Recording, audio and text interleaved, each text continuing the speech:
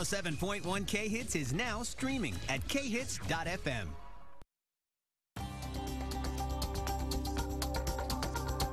Now, Chief Meteorologist Scott Dorval with your precision forecast.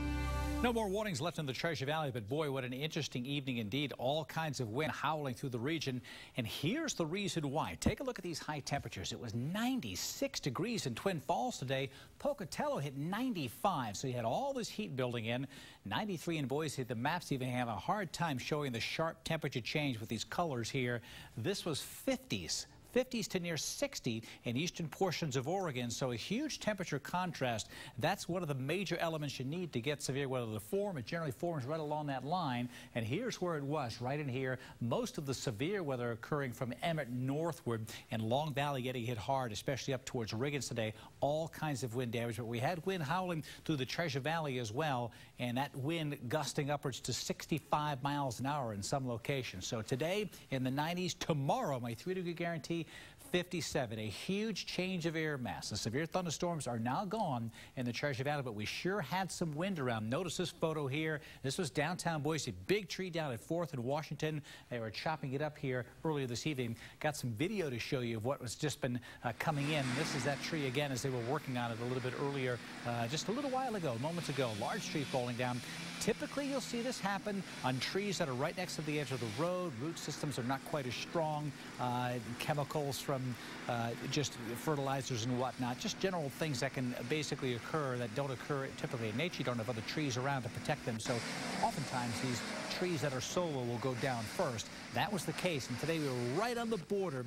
58 miles an hour is the critical line for severe thunderstorms, for severe winds to become severe, basically. And that was where we were, right around 60 to 65 miles an hour. So lots of trees down, or lots of branches down, and some trees like this. So they're cleaning that up in downtown Boise at this hour. All right, let's move on and take a look at what's happening now. I want to show you what's happening around the region because, again, we talked about wind, a lot of it. Wind gusts consistently at 60 miles an hour in the Treasure Valley, upwards to Lucky Peak as well. Mountain Home was gusting to 52. So some of the strongest winds, first of all, between Nampa and Boise, and then as storms are tracking to the north, some of the strong winds pushed up to the north as well.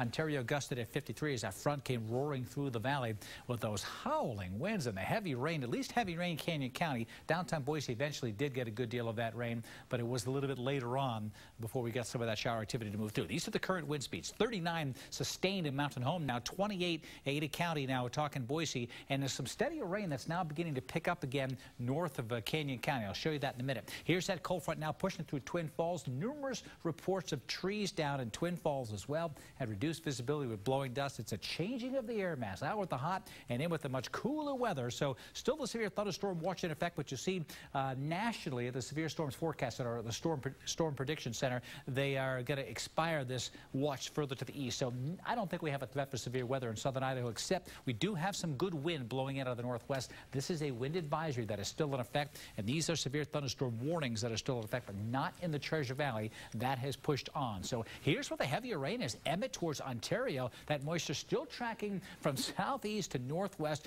And look at the rain pick up in intensity here. I think it could fill in for Boise and all of Ada County. And then this will sweep through from the west here as we head towards midnight. So there's Eagle Meridian and Boise getting some of that rain now. And it will expand to the south. Our thunderstorm, Whitebird Hill, Grangeville moving out of Riggins now. Got hit hard with 2 storm systems. But this moisture is going to swing through overnight tonight with showers into the day tomorrow as well. And our computer forecast charts absolutely nailed where the storm system was going to be.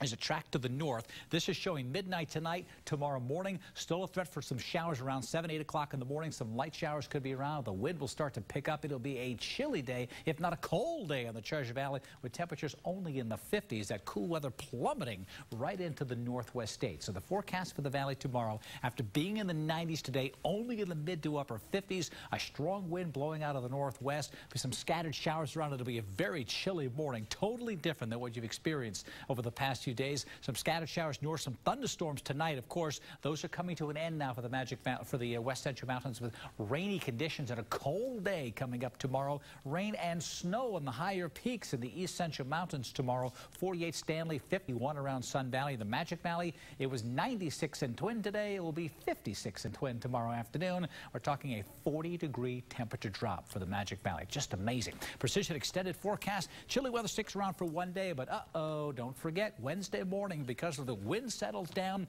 we could have frost in the Treasure Valley. You need to cover your vegetables in the valley on Wednesday for Wednesday morning, as we will likely have some frost around. Temperatures nice on Thursday, but a cooler weekend ahead as well in the 60s. That's shocking.